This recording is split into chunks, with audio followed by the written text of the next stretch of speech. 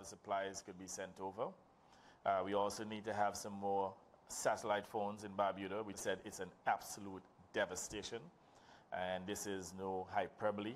As a matter of fact, been there, and you have the pictures to show exactly what the situation in Barbuda is like. I witnessed Hurricane Louis, and compared to that, this has been something that I've never imagined experiencing. It was horrible, it was devastating, it was sad, and it was tragic. When I was in the house was boarded up, and something still come and bust the window, bust the bed in two, and we had to close the door, and it burst off the bedroom door too, so we had to leave at that place and go to our next house. Last night was the most devastating experience I ever had in my life, and I am almost 60.